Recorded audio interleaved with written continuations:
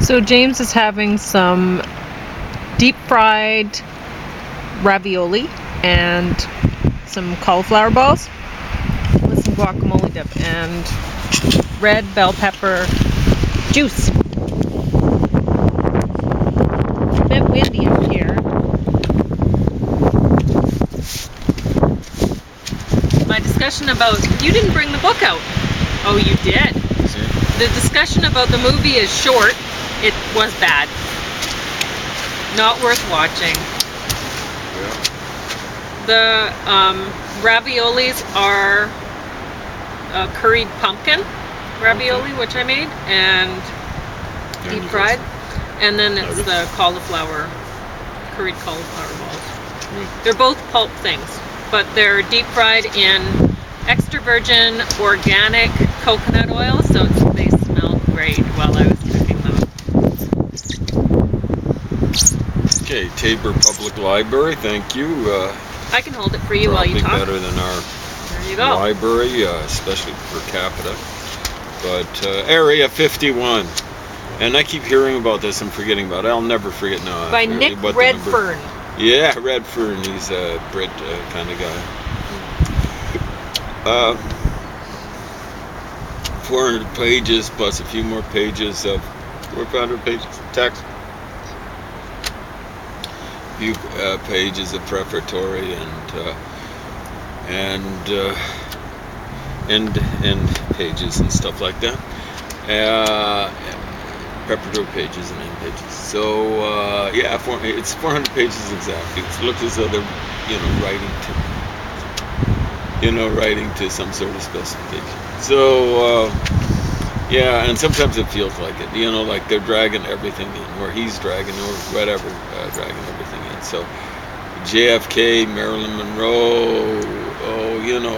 It's just everything's involved in this sort of stuff. And it's just. But you love the book. Yeah, I know, but Okay. It's just like everything's involved. I mean, there are conspiracies out there. Guess what?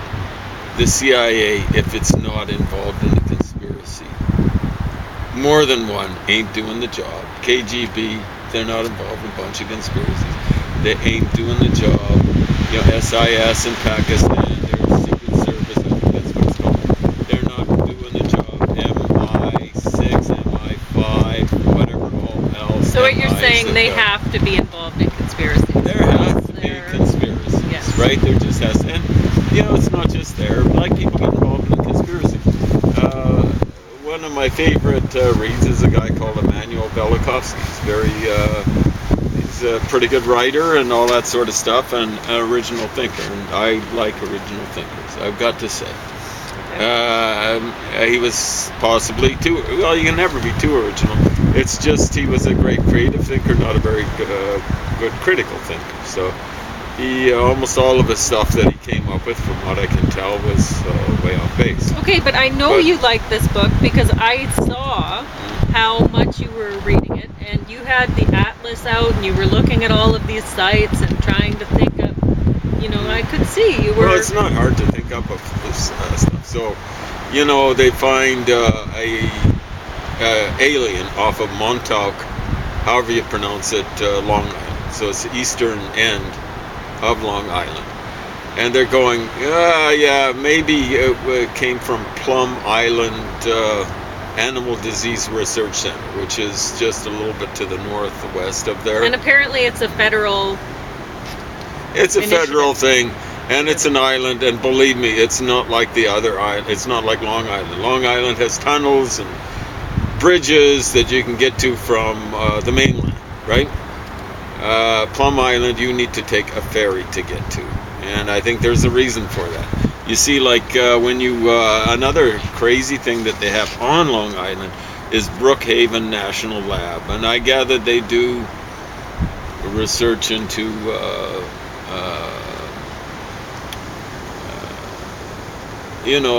physics and stuff like that. I hate to think what they're doing there, and I hate to think what they're doing. You see, what they'd be doing, my suspicion is in Plum Island.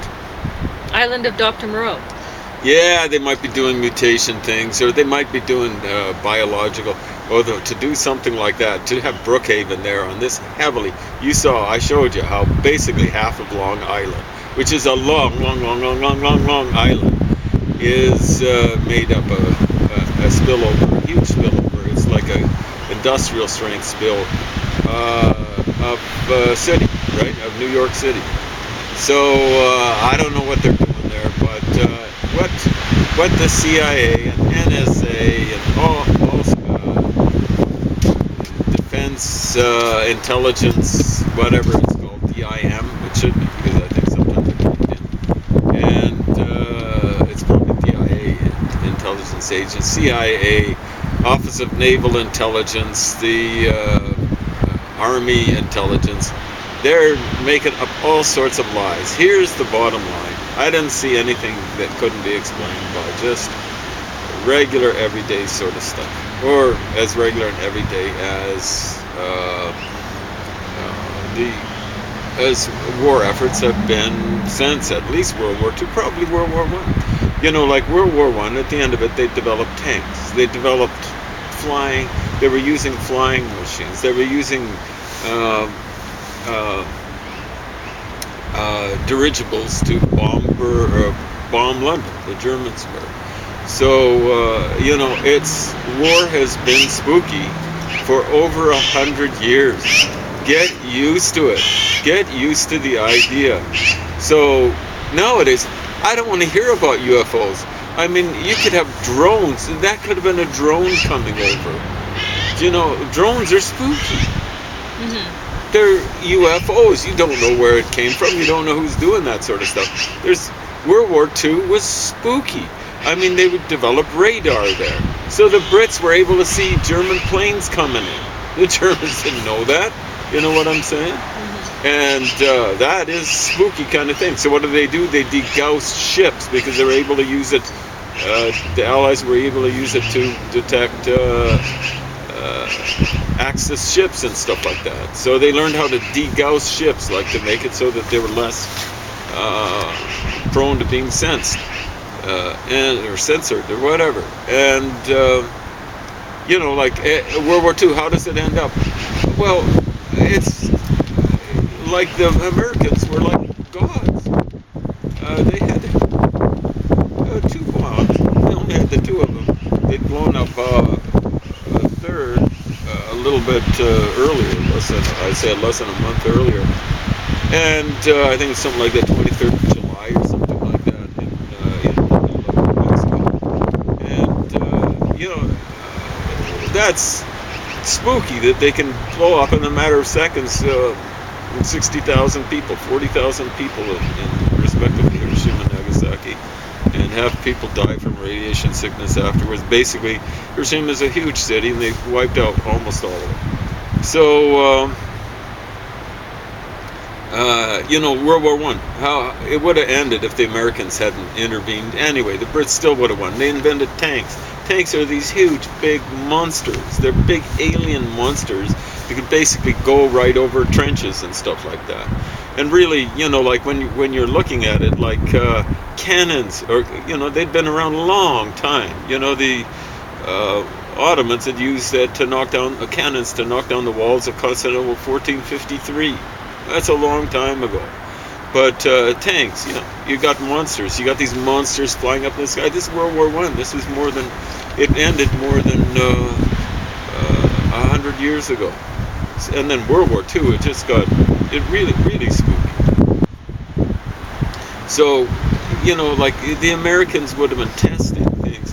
Area 51 is surrounded by test sites and stuff like that. So it's in Nevada, not that far away from Las Vegas. You got a guy like Howard Hughes. We tend to think of him as making stupid movies with Jane Russell and stuff like that, and so on and so forth. But, how did he make his fortune? I guess it was with the air industry. And what was he doing in Las Vegas? He was developing stupid, crazy air things. So the real alien might well have been, at least the original one, might have been Howard Hughes. You've heard of Howard Hughes, right? Or maybe you haven't. You were talking about monkeys in suits, though. Yeah. So they say that they were testing monkeys in suits. So little probably stuff to deflect radiation, and they had little caps on and stuff like that. So someone to, so they're doing experiments. Experiments fail, so this stuff ends up on the ground where it's flying off in the air. And so some of them had little monkeys in there, probably to detect what. My suspicion is that I think they were saying they were flying monkeys through radiation after a bomb. And they were just seeing, the monkeys weren't controlling the thing. This would have been kind of like a drone type of thing. But they were seeing if what sort of radiation stuff that they go through. So they had the radiation suits to see if it deflected the stuff and so on and so forth. But this one thing went down, like it probably went through a radiation cloud or something. Probably not good for functioning of the thing, Like it was an issue, like not just the radiation, like they knew after they'd done Trinity, when the guys dropped the bomb in Hiroshima, they just veered off and they took off because they knew there'd be this huge blast. So these monkeys might have been knocked down by a blast. I don't know if they blew up hydrogen bombs in this area. It's a testing. The sad thing is there's a Mescalero. I was looking at it, like 8 miles down the road from one of these testing ranges. There's a Mescalero Apache reservation. Wow. Yeah. Talk about choice location. Just north of there, they've got a reservation for mustangs, a national wildlife reserve. Like wild ponies and stuff like that. Yeah. Those poor ponies. So the poor ponies. They probably look like centaurs right now. Yeah. Because of the mutation. So yeah, the Americans are doing all sorts. The Russians would have been doing all sorts of stuff. Here's the deal. You read Richard Rhodes about the development of the Manhattan Project, and when they blew up Trinity, the making of the atomic bomb. Yeah. So this is in the northern part. This is in New Mexico, northern part of White Sands. Okay, you try and think about it. This is the biggest blast ever. It's like what would it have been? Something like 15,000 tons of TNT, the equivalent, blown up at one point in time. There are ranchers in the area. Now I think the Rhodes is saying, and everyone's saying, man, oh man, they were lucky to get the blast off because it was a dark, stormy night. In the middle of New Mexico, they must have been going, oh, thank you. They were probably looking for lightning because that's one of their explanations to rent. What was that huge? Understand, the light from Hiroshima was just scorching, burning. It was just incredible, the amount of light produced. So these ranchers, what was happening? So these in the military. Oh man, this was one mother of a thunderstorm. But they were waiting for a night like that. They weren't necessarily wanting it to rain right on the site, the Trinity site, but they wanted one where there was thunder all over the place. They didn't necessarily want rain and stuff like that. Sometimes you get this dry thunder shower type of thing where it's not really a shower. So yeah, that's largely when it really, really started. So that's even before World War II ends. They've got to make up some crazy story. Well, guess what's downwind of White Sands testing range? Oh, it's Ross. What is the name of the place? I'm kind of glitching. Roswell? Yeah, Roswell. It's Roswell. So, like they're testing this kind of stuff, and then they got to come up with some sort of stories. And they're not just blowing stuff up. They're testing up missiles, right? So these missiles are going to go off course. They're going to, they were saying it was a balloon. Now that I think about it, they were talking about it. The one thing about this guy it could have been this, it could have been this. That's the thing. But it's just firmed up, and it hasn't confirmed, but firmed up my feeling. Almost all of this stuff is just, we are aliens, or a certain percentage of not theoretical, but practical physicists are just aliens. Really, chemists are aliens, biologists are aliens. They're coming up with this crazy stuff. This anthrax that got loose in 2001, the fall of 2001, it was weaponized. It was crazy dangerous. It was in a sealed envelope. when it goes through the post office. And people are dying. I shouldn't be laughing, but it's just like people are going around saying, it's aliens. We're aliens. We've been into outer space. People have been to the moon, and then they've come back. They're extraterrestrials now. Wake up and smell the coffee. How many people went up there? 12 or something like that? You know, we're extraterrestrials. And then we send weird little things out to, Mars. And, hey, there's something that's gone out beyond the orbit of Pluto. I don't know if it's still sending signals back, but it was sending signals, technically speaking, from outside the solar system. We were getting messages from outer space, from outside the solar system. Wake up and smell the coffee. This is real life that we're living, you know? We live in a crazy, crazy world, and there's all sorts of crazy stuff happening. And yeah, they're going to do experiments, and they're going to do experiments with people. You know, like, why wouldn't they go around in someplace in Suffolk, England, or whatever, or Kent, England, or more of it's way off in the southwest, like Dorset and stuff like that. And why wouldn't they kind of, some of these guys, I think, have a sense of humor, warped, hey, we'll just fly over this not so heavily populated and see what happens, you know what I'm saying? We're testing out something that can kind of hover, when I was a kid, the Brits were working on a Harrier jet. This is a jet that hovers. Well, that's amazing. It can take off and like this. It can take off of aircraft carrier like this. And they were using that when? Oh, in 1982. They were actually using it. They'd actually got it to the point they were using it against the Argentinians in the Falklands. Well, that just didn't develop overnight. It just didn't plop down. Oh, maybe an alien plopped it down in an aircraft carrier. Here you go, Brits. And stuff like that. So we live try in a one spooky of your world. ravioli, see if you like it. Yeah, we live in a spooky world. Wake up and smell the coffee. We are aliens. We do all sorts of weird stuff.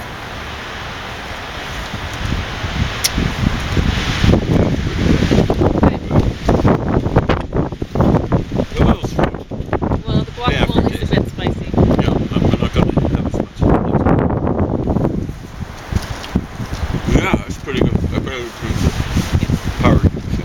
But anyway, that's all you had to say. I went to, that's all it is.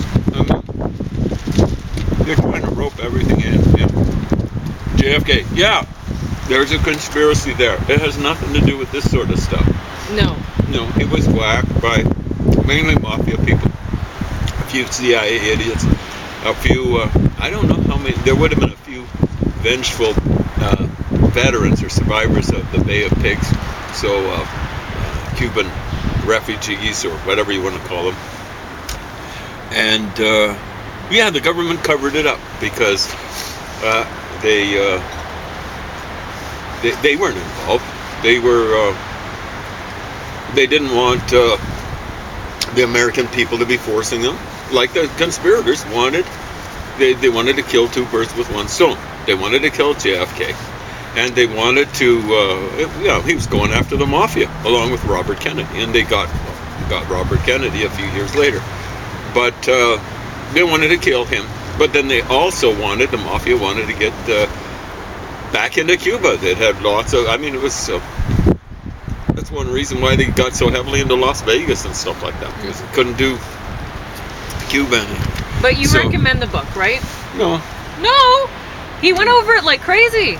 Well, I try to do justice to things that I don't believe in. All right.